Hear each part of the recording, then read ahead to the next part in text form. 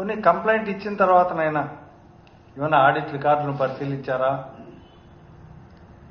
Vigilance అధికారులు ఏమైనా enquiry చేసి నిజాలు బయటికి తీయండి అని ఏమైనా చెప్పారంటే అట్లాంటివి ఏమీ జరగలే.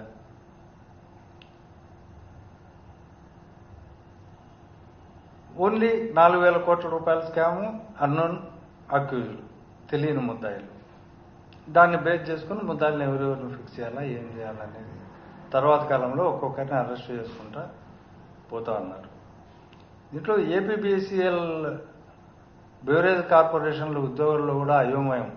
ఎవరిని సాక్షులుగా చేరుస్తున్నారో, ఎవరిని విచారిస్తున్నారో, ముద్దాయిలుగా ఎవరిని చేరుస్తున్నారో ఎవరికి తెలియదు.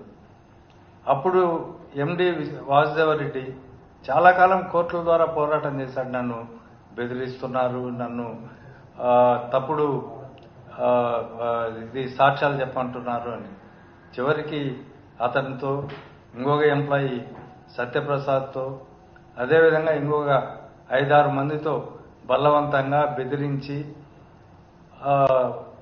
వాళ్ళనందరితో 164 స్టేట్మెంట్లు రికార్డ్ చేయించారు.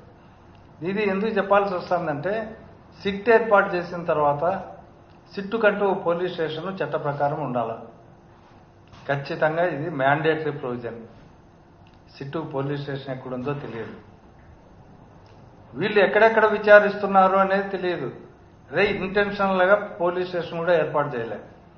ఎందుకంటే అక్కడ సీసీటీవీ కెమెరాలు, తర్వాత సిట్ కార్యాలయాలకి ఎవరెవరిని పిలుచుకొని వస్తున్నారు, ఎవరిని పిలుచుకొస్తున్నారు, ఎలా విచారణ జరుగుతుందని ఇది మీడియా కంట కూడా పడకుండా వాళ్ళకి ఇష్టం వచ్చిన రీతిలో దీన్ని డిస్టిలరీ యజమానులు, గౌరవంగా బతికే డిస్టిలరీ యజమానులు కూడా తమకు అనుకూలంగా సాక్ష్యం చెప్పించడానికి వివిధ రూపాలలో వాళ్ళని ఒత్తిడి చేసి వాళ్ళతో సంతకాలు పెట్టించుకోవడానికి, కన్ఫెషన్ స్టేట్మెంట్లు ఇప్పించుకోవడానికి నానా విధాలుగా ప్రయత్నాలు చేశారనేది రోజు మనం చూస్తా ఉన్నాం.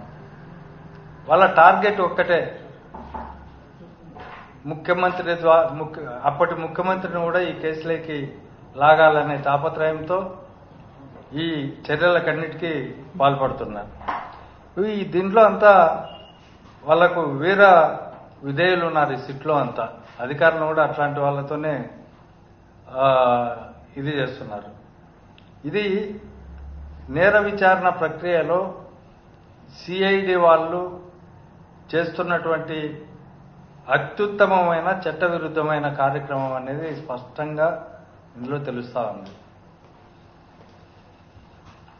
అదేవిధంగా సుప్రీంకోర్టు మార్గదర్శక ప్రకారము కానీ పోలీస్ స్టేషన్ లేదు, పారదర్శకత లేదు. అనధికార అధికారులను కొంతమంది కూర్చోబెట్టుకొని వాళ్ళ ముందర అందరినీ ముద్దాయిలుగా చేర్చే వాళ్ళను, సాక్షులను, వాళ్ళకు కావాల్సిన వాళ్ళను బెదిరించి, ఎక్కడ బెదిరిస్తున్నారో తెలియదు, ఏ లాడ్జికి పిలిచిపోతున్నారో తెలియదు, ఏ ఇండస్ట్రీకి పిలిచిపోతున్నారో తెలియదు, హైదరాబాద్లో విచారిస్తున్నారా, బాంబేలో విచారిస్తున్నారా తెలియదు, దీనికంతా నిర్వహణాధికారి ఎవరో తెలియదు, వారికి ఇష్టం వచ్చిన ప్రాంతంలో ఎన్ని గంటలు విచారిస్తున్నారో తెలియదు. ఇదంతా అధికారుల మనోవేద. దీనివల్ల చాలా వర్ణనాతీతం. ఎందుకంటే ఓవైపు కూటమి ప్రభుత్వం మాట వినకపోతే వీళ్ళని ఏమేం చేస్తారో అనేది వీళ్లకు ఇది. ఇప్పుడు ఆఖరికి గౌరవంగా వ్యాపారం చేసే వాళ్ళను కూడా వాళ్ళ లావాదేవీలు, బ్యాంకు ట్రాన్సాక్షన్స్, తర్వాత వాళ్ళను బెదిరించడం, లేకపోతే మిమ్మల్ని ముద్దాయిలుగా చేరుస్తామని చెప్పి ఇది చేయడం, ఇవన్నీ జరుగుతున్నాయి.